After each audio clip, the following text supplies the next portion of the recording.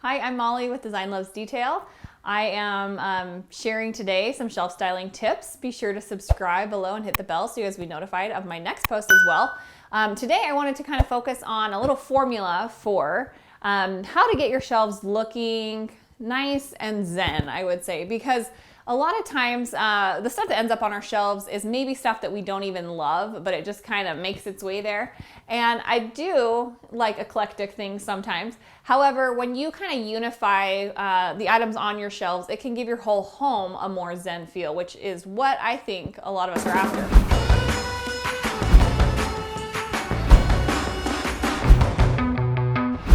So starting here, this is in my office. These are the built-ins in my front office, and I wanted to keep it very neutral here with a little bit of the whites and cream tones, a little bit of the natural that you see in the wood here, and then in this woven box and up there, and mix kind of just those subtle differences in color to kind of put together this whole palette.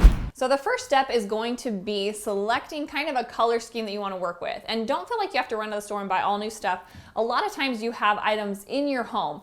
In fact, these books that I love to use, they're actually ones that have less attractive jackets on them, and then I just took those off. And so a lot of times you'll have books that are more neutral without that little shiny covering on it, and I don't think it's necessary to have that, so I just tossed them so that I could have a more unified, simple look.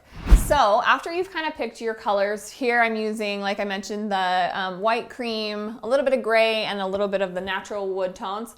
Then you want to kind of disperse those items throughout. So for instance, if you take all the items here that are in that wood tone or this natural finish, I've done one here, and up there. So your eye kind of follows that and moves through. That's what you want, is kind of a cohesive feel where the color ties all the way through.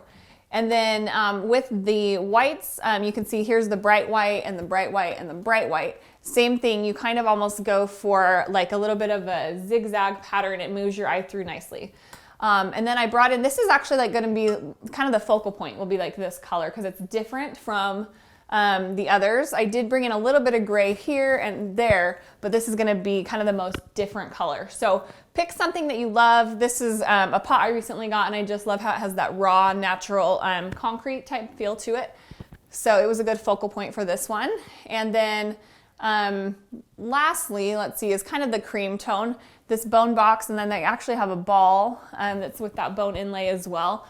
I love that as a texture. I will link some of those ideas for you as well.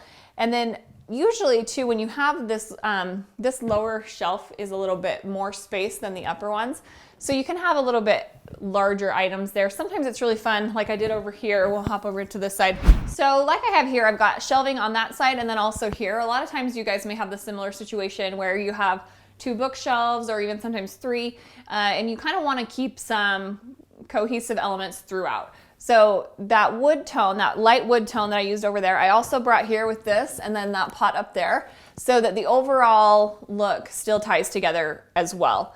Again, I still kept some similar white tones with a little bit of the natural, and you can see I almost kind of even zigzagged from over here because if you follow the wood tone there, over there, you know, you can kind of go back and forth between the two.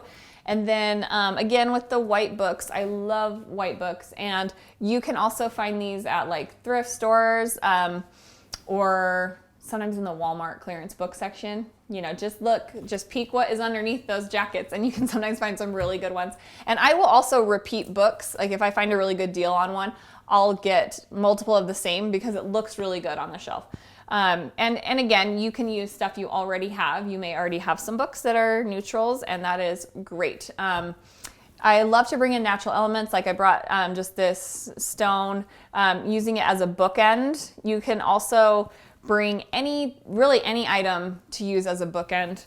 It doesn't have to be what you would traditionally see as, or what is marketed as a bookend. You can use, honestly, just about any item. Up there, for instance, I used a pitcher on that top shelf. It's kind of acting as a bookend for that space. In terms of styling items, I like to have a lot of variation and interest. So one of my favorites to use are, and you guys have probably seen this if you follow me on Instagram, these like beads up here. I've got a bunch of different kinds of those. There's some that are made of bone. These are made of like a tumbled glass, and these are like $12.50 a strand. So they're really not bad, and they add a little bit of color. Over here, I've got the wood beads you can see, and they are another way to kind of add interest and a little bit of movement. You can kind of shift them around so that it doesn't feel so static. And then, oh, here's another place where I use kind of an unconventional item for a bookend. That is a candle holder, and I use those for bookends quite often, actually. So those are a few of my kind of favorites. I do always love white pieces like this. Just keeps a really clean palette. And then this one up here is actually from Walmart. That's like a Walmart find. I think it's like $16. So I will be sure to link all these products for you guys so you can get the same look as well. So over here, I also use these stacking boxes. I love these in general, but also it helps balance on the other side where I used bone box and a woven box to kind of pull the same shapes on either side for some symmetry. And also the books are another way that I kind of have tied in either side. Hopefully you guys enjoyed those shelf styling tips. I got a few ideas of how you can bring some simplicity to your shelves. I will be sharing more videos soon, so be sure to subscribe and hit the bell, and you can check out more videos here.